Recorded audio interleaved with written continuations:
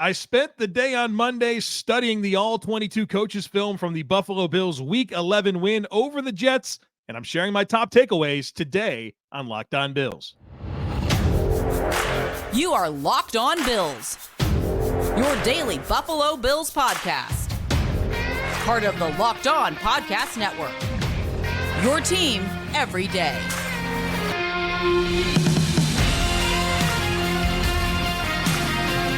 What's up, Bills Mafia? It's Joe Marino, author of Go Bills and Buffalo's Run, also the co-host of the Locked On NFL Scouting Podcast, and I'm your host of Locked On Bills.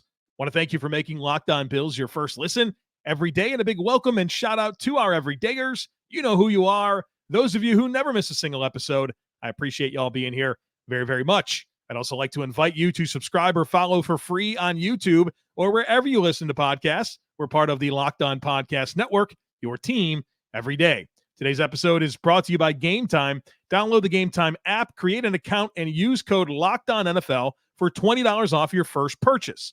Last-minute tickets, lowest price, guaranteed. Well, folks, you know what we're doing. We're breaking down the all-22 film from the Buffalo Bills win over the Jets, a 32-6 win in Week 11, a big win for the Bills. Give them a chance to get on track here and hopefully go on a run and play football beyond Week 18. And so I want to share my big takeaways. Obviously, Joe Brady taking over this offense is going to be a big part of where we start this conversation. But I also want to discuss the defense and how dominant it was and some of the contributing factors there as well, outside of just the Jets being bad on offense.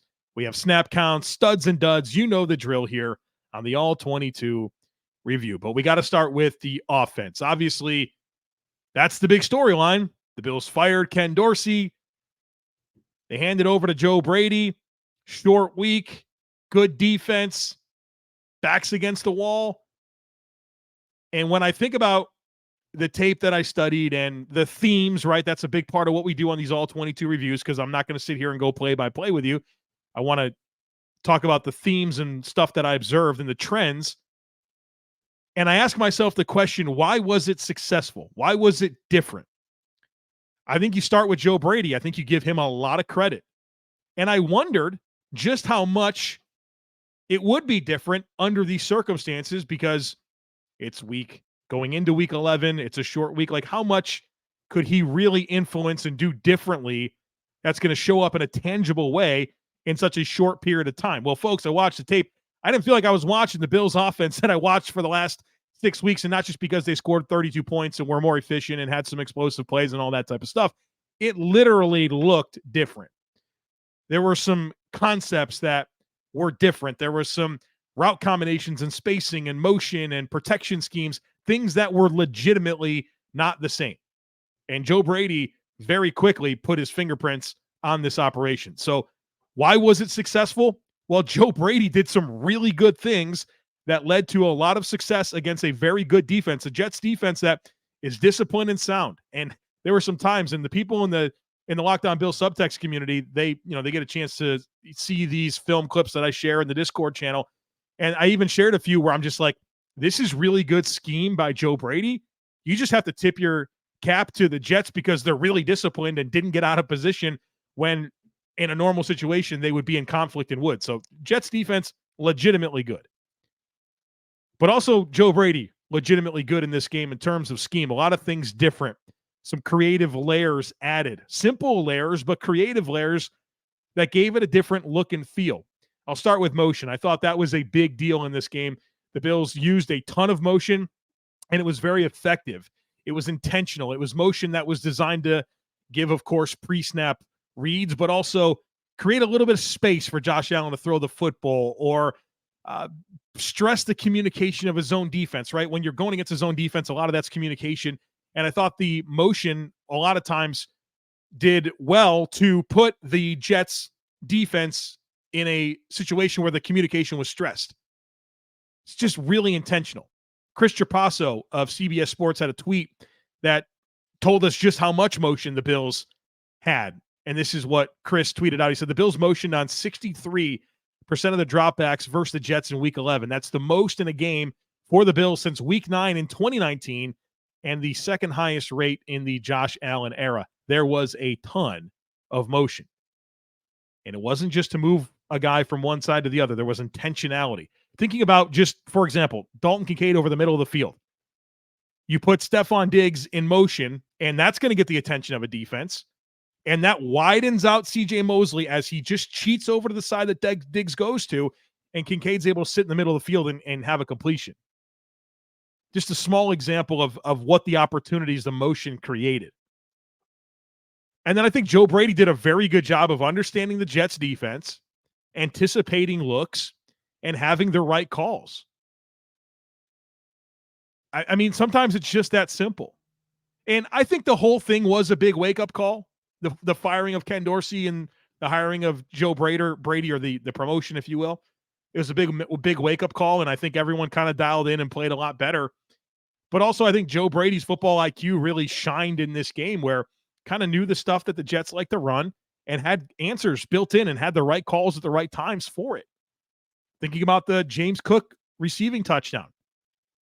Jets are running man coverage. You had a motion that told you it was man coverage. You have a bunch set to the right. All of those players on the bunch set with 3 players, trips, run in-breaking patterns.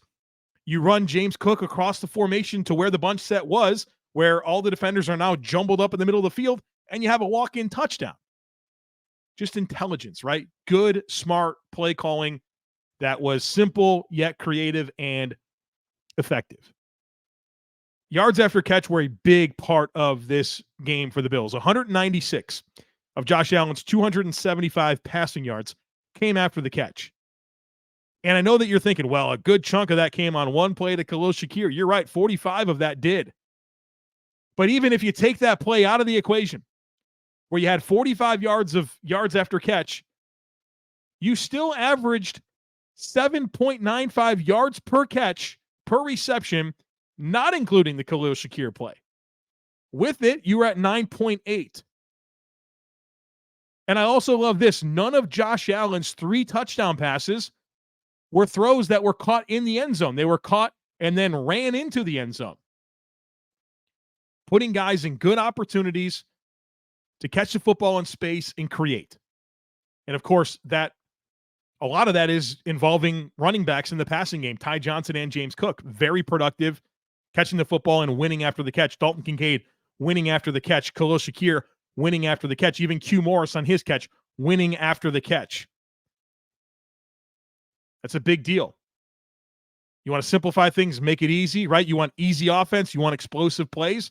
Well, in this world of the NFL, especially against the Jets, you're not just going to hit your back foot and launch it 40 yards down the field and catch a bomb. You know, it's not J.P. Losman to Lee Evans. It's a different era of football. And you have to set up your shot plays, but you also have to get explosives through yards after catch. And the Bills did a great job of that against the Jets, against the type of defense where you absolutely got to have it. Thought Joe Brady mixed the run and pass extremely well. I know that at the end of the game, because the fourth quarter, I mean, let's face it, both teams were sleepwalking through the fourth quarter. Of course, the splits skewed more run-oriented, but I thought it was a pass-aggressive game plan that became more balanced. And then, of course, when you had the lead, you leaned into your rushing offense. But the run concepts were good. Dion Dawkins creating a ton of displacement up front. Mitch Morse, very, very effective in the run game this week. You saw some of their core concepts. They love that tackle wrap play. But they also kind of did a little bit more zone, and I thought the zone rushing worked really well against Denver, particularly with James Cook. And then they did it more again this week. It felt like there was intentionality between the styles of runs that they wanted to execute and the running backs that they used. For example, Latavius Murray, you didn't run a lot of zone with Latavius Murray. That makes a lot of sense. Gap, predetermined tracks, that's best for Latavius Murray. If James Cook's in there, you could be a little bit more blended with your run scheme. And I thought Joe Brady mixed that in very effectively based on his personnel.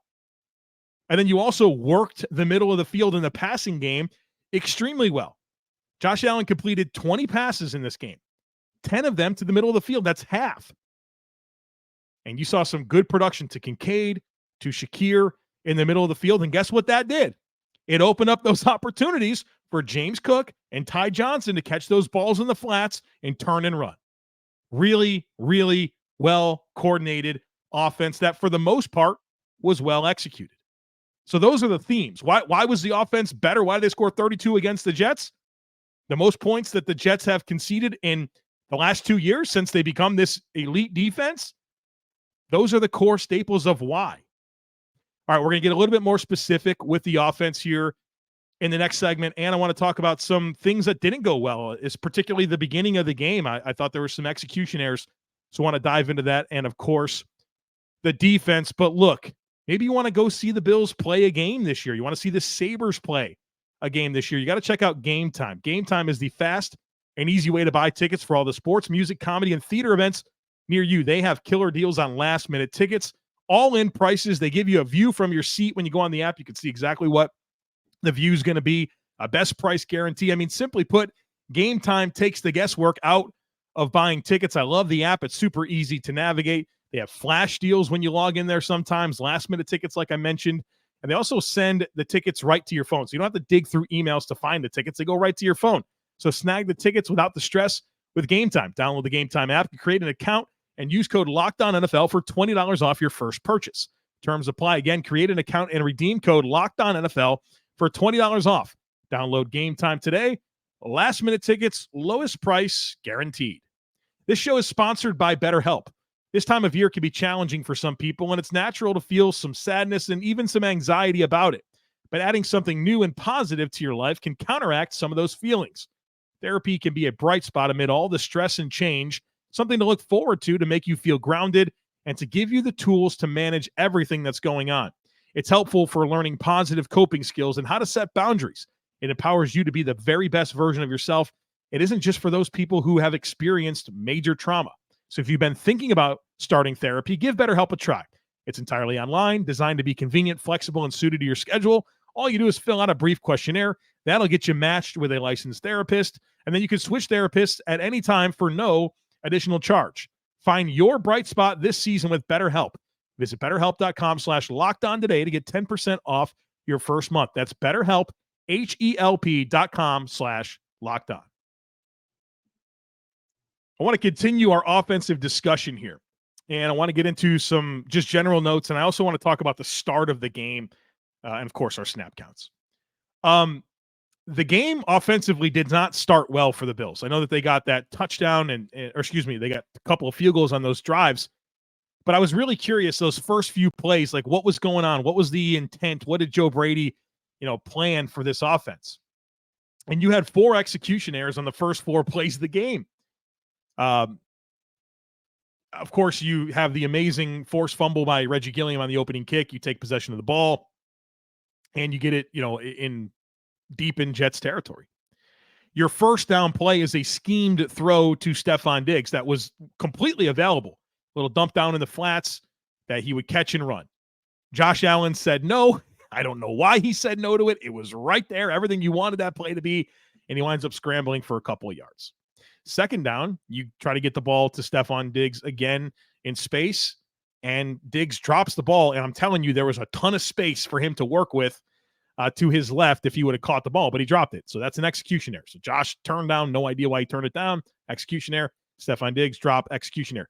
Then in third down, I mean, it's a simple drop and read in terms of a quarterback, his footwork, his drop, right, his pass set.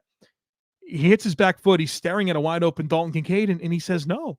And then he eats the ball and takes a sack. He wasn't pressured when he said no. I'm like, what's going on here? It felt like Josh was coming out there and it was like, man, just don't make a mistake. But it's like, dude, you had the stuff that Brady drew up for you. It was right there. I guess they had to kick off the Dorsey rust, right? And then the first play of the next drive, they call zone read. And zone read's very simple. You read the defensive end. If the defensive end can tackle the running back, well, then the quarterback keeps it. If they can't tackle the running back, then the running back gets it.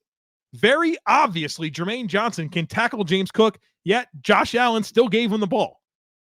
Like 4 execution errors in the first 4 plays, and my eyes were big. Because you watch the game on broadcast, right? You know the result. But the all-22 is really where you find the answers. And so I'm working through this, and I'm like, the first 4 plays of the game, I'm getting wide-eyed watching this tape, wondering what the heck's going on. Like, how do they get to this? How do they get to this production that we saw during the game after, 4? I don't know. I'd consider for professional football, the NFL, an elite quarterback like Josh Allen, I'd expect that to not be the case. Now, they settled in from that point forward, right? A couple of intermittent things here or there, but the first 4 plays, like, it felt like I felt like I was just on another planet. Like, is this really what happened? But then they obviously settled in. I thought Josh Allen, I want to talk about him just a little bit more in this game. I thought he showed really good patience, really good. The Jets did well to contain rush. They had players attributed to him to spy him on a lot of plays. And I think Robert Saleh, the Jets head coach, I think their entire plan, their philosophy, the roots, the nuts and bolts of their game plan on defense was, we think Josh Allen's going to run into bad plays, so let's contain rush, let's have a spy, and I think he's going to run into sacks, or he's going to try to run outside the pocket and throw balls down the field that he shouldn't. That's kind of what he counted on. And to Josh Allen's credit, he really didn't do that. Maybe one time that I feel like Josh kind of chased a big play where it's like, dude, you had Diggs hot, just throw it hot. Launched one to Dalton Kincaid. Dalton Kincaid actually had a good pass breakup to have the play result in an incomplete pass. But I thought Josh Allen was patient and didn't chase things in this game. He kind of took what was available, what Joe Brady schemed for him, and executed. And I thought you saw the efficiency, and obviously the results showed up. Robert Saleh had a quote after the game that's looming large in my head. I tweeted it out post game, and then I think it's made the rounds as well. But Robert Saleh, when asked about the Bills' production on offense and what was different and why his defense gave up a ton of points, right? 32 points, the most they've given up in 2 years. This is what he said, quote, "Give credit to Buffalo. They played a patient style of game. Josh didn't play as much hero ball as we're used to seeing. He was more decisive. So give them credit. They had a really good game plan." So not only did he say it, but you watch the tape and you can see that it's kind of what they counted on. And when Josh Allen doesn't do that, you're going to have a real good chance to win games and score points. I want to talk about Gabe Davis as well. I've been as big of a critic of Gabe Davis over the years as anybody. And I'm obviously very disappointed in his receiving production. At the same time, I'm also very glad that he's not getting a ton of opportunity as a receiver because I think he's limited in high variance. 0 catches in this game. He's had a total of 2 catches in his last 3. He's had 2 or less catches in 6 of 11 games this year, including 4 of the last 5. And so I think your natural thought there is to be like, get him off the field. He's not producing. And you're right. He's not producing as a pass catcher. But I still think he means something to this offense. And look, this doesn't mean I'm like extend Gabe Davis or anything like that. I'm as disappointed as I can be with Gabe Davis as an actual pass catcher. But I think what he is doing on the field and literally playing almost every snap. So it's not like he's not on the field and not catching the ball. He's on the field and not catching the ball. He's a benefit to this team in 2 ways. First of all, as a run blocker, he's a very good run blocker. And I don't think you could look at the last couple of weeks of the Bills' rushing offense and get there without what Gabe Davis is doing in the run game. I think that's been a major, major benefit. But number 2, Gabe Davis being on the field as an outside receiver is allowing Shakir and Kincaid and Diggs, Shakir, Kincaid, and Diggs to move around and be versatile with their alignments. So there's that component of it. No, he's just not a dynamic route runner that's going to create separation and win consistently as a pass catcher. But he does free up these other options, and he is a good run blocker.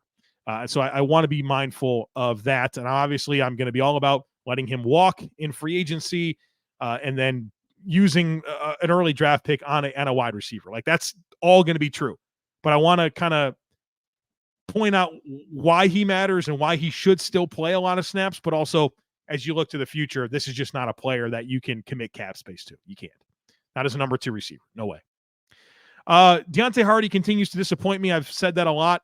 I just don't see anything dynamic about him. Not a skilled route runner at this point. Not very deceptive, not very explosive. He's a very good punt catcher, but his contributions on the offense are pretty underwhelming. What a negative 2-yard run where I thought there wasn't a lot there, but for him to like widen that path and like bubble it and just wind up losing 2 yards where it just like probably could have tucked it in and got 0 yards. I just don't know if he's helping this team. And I'll say it out loud. I think it's time to consider Andy Isabella for some of the stuff in the passing game that they have Deontay Hardy doing. Now, I love the punt catcher that is Deontay Hardy. I love the consistency there. But I'm asking myself some questions about if you're going to do some horizontal stuff and jet motion with that type of player. Is Deontay Hardy really the guy that's going to give you the most production? I have great concerns about that. Speaking about concerns, I think O'Cyrus Torrence has hit a bit of a wall here. Struggles in pass protection. And it's not like he's just going one-on-one with Quinnen Williams and getting beat. I mean, he's struggling with Solomon Thomas, and he's struggling with Bryce Huff on some inside moves. Shared it all in the Discord channel, or not all of it, a couple of plays where O'Cyrus Torrence and the pressure that he gave up resulted in throws from Josh Allen that weren't where he wanted to be because there was pressure at his feet on a couple of different occasions. And so you could tell defensive linemen are kind of figuring him out a little bit. They know that they can cross his face, and he struggles to move laterally and redirect his weight. And so some technique errors with O'Cyrus, getting a little bit toesy and top heavy and wide hands that are not consistently placed.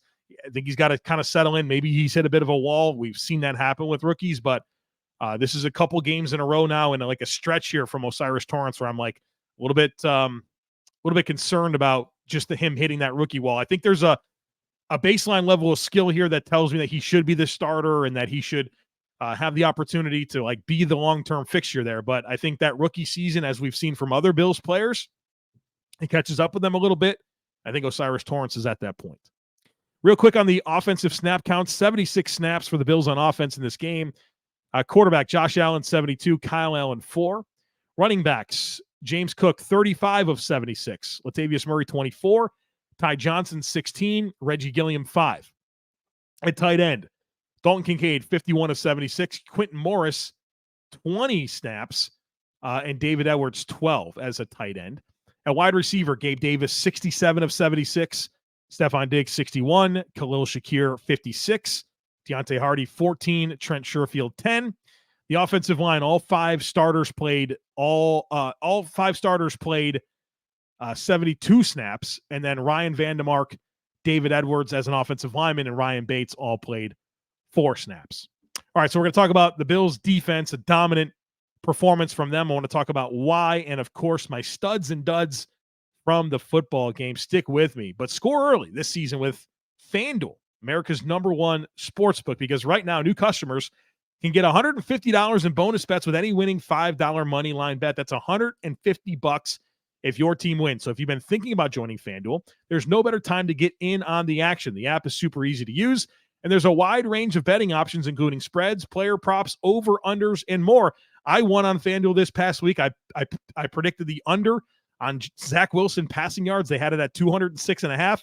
I said smash the under, and the guy didn't even have 100 passing yards. So that was a nice win for me. I hope that you were able to get in on that as well. So visit FanDuel.com/lockedon. FanDuel, official partner of the NFL. All right, let's close it out by talking about a dominant defensive effort for the Buffalo Bills. I know the Jets stink on offense. I get it, right? And everybody wants to diminish things that football teams do, but this was a great effort by the Bills on defense. This was obviously, as we know, a bad Jets offense. We know that. It was also the fewest points and the fewest yards that the Jets have accumulated all season. And let's not act like the Jets didn't beat the Eagles. Let's not act like the Jets didn't take the Chiefs down to the wire. All right? Fewest yards, fewest points accumulated by the Jets offense all season against Buffalo. Why did it happen? Well, the Bills won up front. Their defensive line dominated this football game. You watch these plays, pass rush, run defense. The Bills' defensive line played on the other side of the line of scrimmage all game long. All game long. Dudes just winning up front. And when that happens, the second level can run free and get downhill.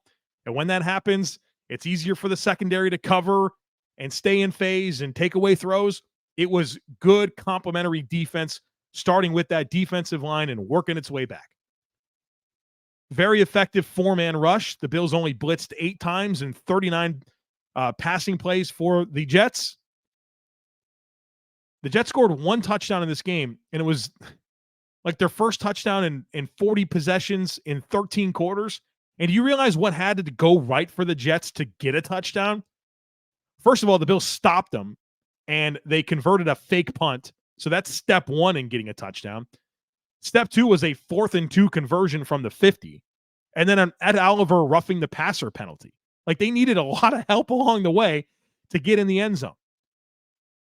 The Bills played 58 defensive snaps in this game, and they had a ton of splash plays. In those 58 snaps, 6 sacks, 2 interceptions, 3 additional pass breakups. So I'm not counting the interceptions as a pass breakup. 2 interceptions and 3 additional pass breakups. 5 tackles for loss, not including the 6 sacks. So 11 total tackles for loss. 1 fumble recovery, and 8 quarterback hurries. 25 of the 58 snaps that the Jets had on offense, the Bills made an impact defensive play with either a sack, interception, pass breakup, tackle for loss, fumble recovery, or a hurried throw. The Jets were 0 for 11 on third down. It was dominant. Some things that were interesting about the way it looked. The Jets wanted to play some 13 personnel. I guess that's what happens when you have literally just one good receiver. You just put a bunch of tight ends on the field and see what can happen.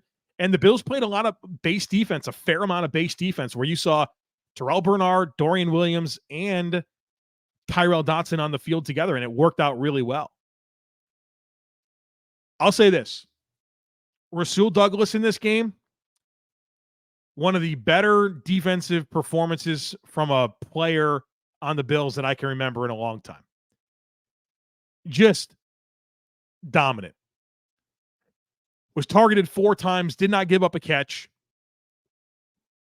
recovered a fumble and intercepted 2 passes. And not just the raw stats, like you watch it, and he's literally just winning reps, making plays against the run, tackling, taking throws off the menu. I mean, it was phenomenal by Rasul Douglas.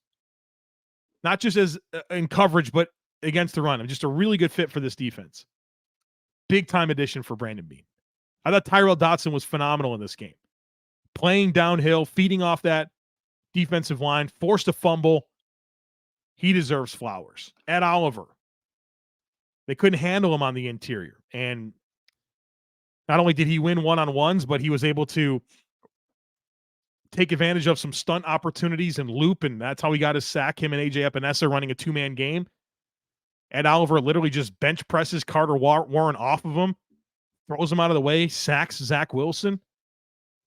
I thought Dorian Williams, he didn't play a ton of snaps, but it was probably the cleanest football I've seen from Dorian Williams. Terrel Bernard continues to be an impact player. I thought Cam Lewis filled in very nicely, kind of having to play safety and slot corner in this game. Christian Benford came in as a backup in this game for Dane Jackson after he got hurt, and I thought he didn't miss a beat. Almost intercepted a pass on his first play. Good run defense as well. How about Leonard Floyd? Really good individual efforts that led to a dominant team effort. Defensive snap counts here. Defensive end, 58 plays for the Jets.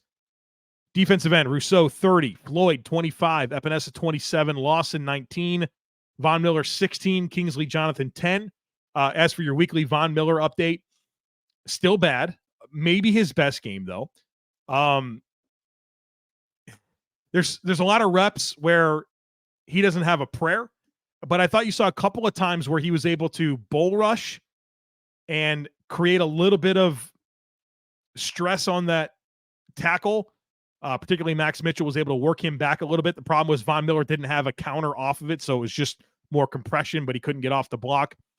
A couple of times where he was able to get a step and win the edge, but he didn't have a counter move or the ability to flatten and turn. So a couple of flashes, I guess. You'll take it. Overall, still a very ineffective football player. Kingsley Jonathan, 10. Ed Oliver, 33 of the 58 snaps. Defensive tackle. Tim Settle, 28. Jordan Phillips, 22. Lance Joseph. I said I was going to say Vashawn Joseph, then I switched to Vance Joseph. It's Linval Joseph, 20 defensive snaps. At linebacker, Terrel Bernard, 47. Tyrel Dodson, 39. Dorian Williams, 14. Tyler Medikevich, 10. Dalen Spector, 2. Rasul Douglas, 57 snaps. Christian Benford, 45.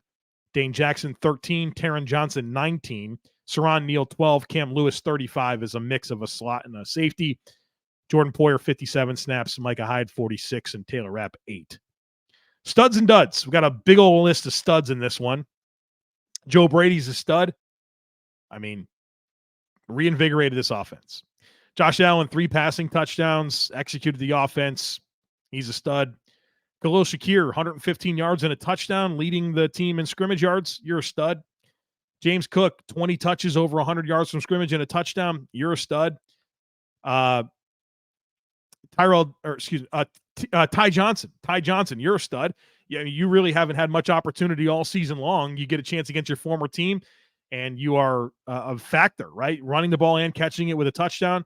You're a stud, Ty Johnson. Dion Dawkins, Mitch Morse, I think on the offensive line, set the tone. Both were outstanding in pass protection and run blocking.